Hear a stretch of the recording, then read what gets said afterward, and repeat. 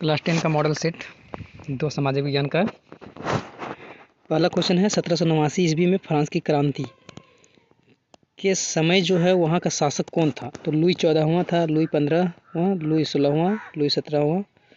तो इसका सही आंसर हो जाएगा लुई 16वां।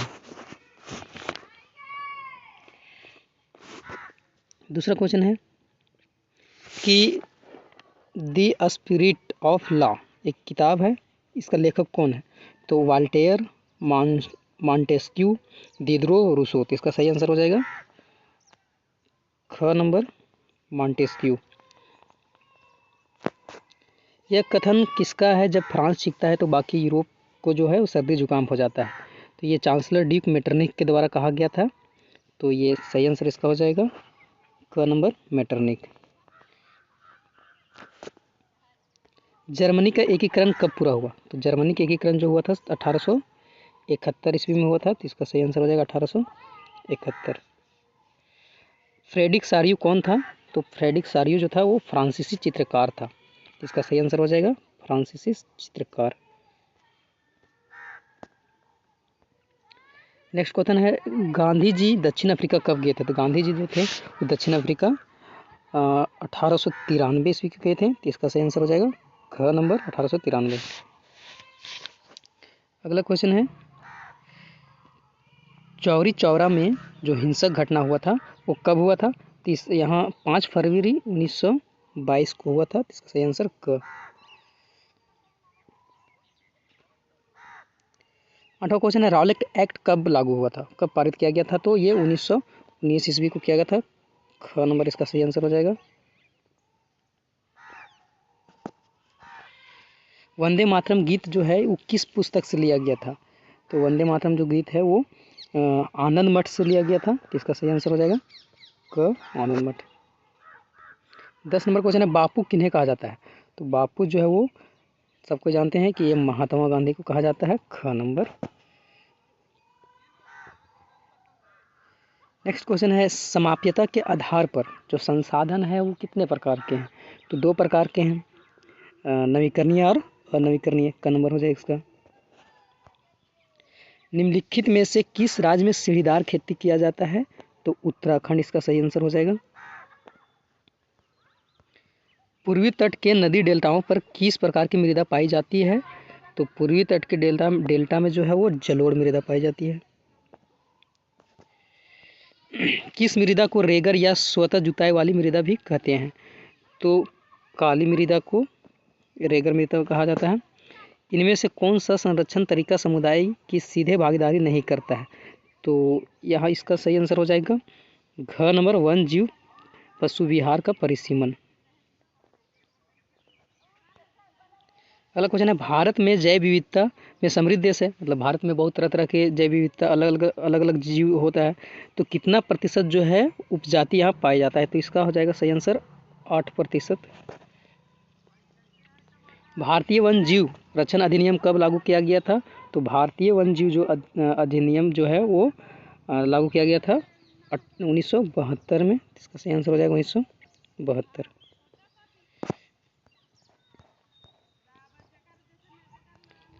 अठारह नंबर क्वेश्चन है भारत में बहुउद्देशीय नदी परियोजना का आधुनिक भारत का मंदिर किसने कहा था। तो इसका सही आंसर हो जाएगा ग नंबर जवाहरलाल नेहरू के द्वारा कहा गया था। 19 नंबर क्वेश्चन है दामोदर नदी घाटी जो परियोजना है किस राज्य में स्थित है। तो दामोदर तो झारखंड में है। इसका सही आंसर क हो जाएगा। सरदार सरोवर बांध जो है कौन सा राज्य को प्रभावित करता है। तो सरदार सरोवर बांध जो है वो गुजरात में है। तो ये गुजरात को प्रभावित करता है। ख नंबर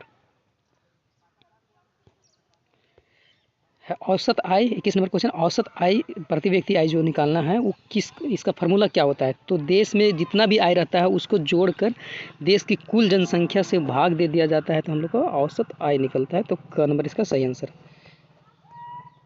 विभिन्न देशों के वर्गीकरण करने के लिए विश्व बैंक जो है किस मापदंड का प्रयोग करता है। तो प्रति व्यक्ति आय को प्रयोग करता है। नवीकरणीय साधन का उदाहरण कौन सा है। जो वैसा संसाधन या वैसा साधन जो एक बार प्रयोग करने के बाद वो दोबारा से प्रयोग में लाया जा सकता है। तो ये इसका आंसर हो जाएगा ग नंबर भूमिगत जल। लोगों के विकास के लक्ष्य जो है वो समान होते हैं या भिन्न या परस्पर विरोधी होते हैं या फिर तो अपरिवर्तित होते हैं, इनमें से कोई नहीं। तो लोगों का जो विकास का लक्ष्य रहता है वो सभी लोगों का अलग अलग रहता है, भिन्न हो जाएगा। रामू एक किसान है जिसने अधिशेष गेहूं को एक आटा मिल से मालिक को, मतलब रामू एक किसान है और वो गेहूं जो है गेहूं को आटा मिल के मालिक को बेच देता है 10 रुपये प्रति किलोग्राम से। मिल मालिक जो है बिस्किट बनाने वाला कंपनी को आटा जो है वो बेच देता है 15 रुपये प्रति किलोग्राम की दर से बेच देता है। और बिस्कुट कंपनी जो है वो आटा के साथ में चीनी, तेल और भी चीज़ें मिलाता है और 4 पैकेट बनाता है और बाज़ार में उपभोक्ता को 80 रुपये में बेच देता है, 20 रुपये प्रति पैकेट। तो बिस्किट का बेचा गया सकल घरेलू उत्पाद के जब गणना किया जाएगा तो उसमें किसका मतलब मूल्य लिया जाएगा, गेहूं का, आटा का, चीनी का या फिर तो बिस्किट का। तो इसका सही आंसर हो जाएगा बिस्किट का। क्या है कि बिस्किट में सारा जो गेहूं, आटा, चीनी, तेल सारा का जोड़कर पैसा लिया जाता है। 26 नंबर क्वेश्चन है, विनिर्माण की क्रिया किस क्षेत्र का भाग है? विनिर्माण तो कृषि जो होता है प्राथमिक क्षेत्र में होता है और कृषि में जो प्राथमिक चीज़ में जो भी चीज़ें उत्पादन होता है उससे फिर कोई और भी चीज़ें बनाया जा रहा है तो वो होता है द्वितीय क्षेत्रक। तो विनिर्माण जो होता है वो द्वितीय क्षेत्रक में होता है, इसलिए ग नंबर हो जाएगा सही आंसर। घ नंबर क्वेश्चन है, अनीता एक साड़ी की दुकान में काम करती है जहां सवैतनिक अवकाश का कोई प्रावधान नहीं है, मतलब कोई वहां छुट्टी नहीं मिलता है, जबकि सीता जो है वो सरकारी अस्पताल में नर्स है जहां उसे कुछ दिन छुट्टी भी मिलता है। तो इन दोनों को किसका कार्य जो है संगठित है और किसका असंगठित है? तो जिसको छुट्टी नहीं मिल रहा है वो असंगठित है और जिसको छुट्टी मिल रहा है वो संगठित क्षेत्र है। तो इसका सही आंसर हो जाएगा वो क नंबर। 28 नंबर क्वेश्चन है, अंतिम वस्तुओं का मूल्य में मध्यवर्ती वस्तुओं का मूल्य पहले से ही शामिल होता है। तो इसका सही आंसर हो जाएगा क नंबर, पहले से ही शामिल। राष्ट्रीय ग्रामीण रोजगार गारंटी अधिनियम कब अस्तित्व में आया था? तो ये 2005 में आया था, सही आंसर इसका 2005। भंडारण को किस क्षेत्रक में रखा गया है? तो भंडारण प्राथमिक क्षेत्रक में तो कृषि होता है, द्वितीय क्षेत्रक में विनिर्माण होता है, कुछ अलग चीज़ बनता है कृषि वाले चीज़ों का प्रयोग करके, और तृतीय क्षेत्रक जो सेवा क्षेत्रक होता है तो भंडारण जो है इसमें तो किसी प्रकार का उत्पादन नहीं हो रहा है, तो ये भंडारण को तृतीय क्षेत्रक में रखा जाएगा। संघीय शासन व्यवस्था के संबंध में निम्न में कौन सा कथन जो है वो असत्य है? मतलब 4 कथन बोला गया, इसमें से कौन जो है गलत है संघीय शासन व्यवस्था में? तो देश की एकता सुरक्षा करना और उसे बढ़ावा देना, ठीक है, ये सही बात है। क्षेत्रीय विविधताओं का सम्मान करना, मतलब क्षेत्र अलग अलग क्षेत्र में अलग अलग भाषा या फिर तो अलग अलग तरह के लोग रह रहे हैं तो उसको सम्मान करना है। विभिन्न स्तर के सरकार के बीच में सत्ता का बंटवारा, सरकार जो रहती है राज्य सरकार को, केंद्र सरकार को, सबका सत्ता का बंटवारा हुआ रहता है। घ नंबर ऑप्शन है, अदालत को संविधान और विभिन्न स्तर के सरकारों का अधिकार व्याख्या करने का जो अधिकार है वो नहीं होता है, तो ये गलत है, ये नहीं होता है। बेल्जियम में फ्रेंच भाषा बोलने वाले की संख्या जो है वो कितना प्रतिशत है? तो 40% हो जाएगा। श्रीलंका में तमिल को राजभाषा घोषित किया गया कब? तो पहली बात कि श्रीलंका में तमिल भाषा की राजभाषा तो घोषित किया ही नहीं गया। यहाँ तमिल के जगह में जो होता वो सिंहली होता। सिंहली भाषा जो था, सिंहली बहुसंख्यक था, इसमें बहुत लोग सिंहली को बोलता था, लगभग 71% शायद। तो इसका यहाँ सिंहली होना चाहिए। तो सिंहली भाषा को 1956 में वहाँ का राजभाषा घोषित किया गया था। संविधान में कुल कितने भाषाओं को अनुसूचित भाषा का दर्जा दिया गया है? तो 22 हो जाएगा इसका सही आंसर। निम्न में कौन सुमेलित नहीं है? कौन जो है ऑप्शन यहाँ सही नहीं है। भारतीय संघ राष्ट्रपति, ये तो पहले ही नंबर जो है गलत हो गया। भारतीय संघ में जो है वो प्रधानमंत्री होते हैं, तो इसका सही आंसर का नंबर ही हो जाएगा।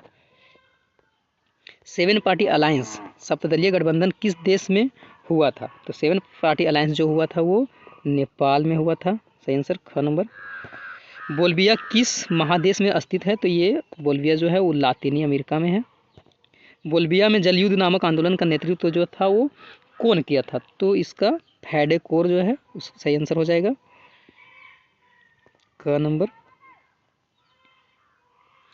39 नंबर है, इनमें से कौन कथन जो है असत्य है? तो यहाँ 4 ऑप्शन दिया गया है। असत्य जो है वो घ नंबर हो जाएगा। दबाव समूह और राजनीतिक दल समान प्रकृति के हैं, मतलब जो दबाव समूह रहता है जिसकी संख्या कम है और राजनीतिक दल में दबाव समूह को जो है वो बराबर का अधिकार नहीं मिलता है, तो ये घ नंबर। अगला क्वेश्चन है 40 नंबर, नेपाल में SPS 7 पार्टी अलायंस के अंतरिम सरकार प्रधानमंत्री किसको चुना गया था? सरकार का प्रधानमंत्री जो था वो किसको चुना गया था? तो इसका सही आंसर हो जाएगा गिरिजा प्रसाद, सही आंसर। तो ये 40 क्वेश्चन हुआ, सेट 2 का था। सेट 1 जो है पहले कर चुके हैं मॉडल सेट का, और इसके बाद सेट 3 आएगा, 4 आएगा, इस तरह से आते रहेगा।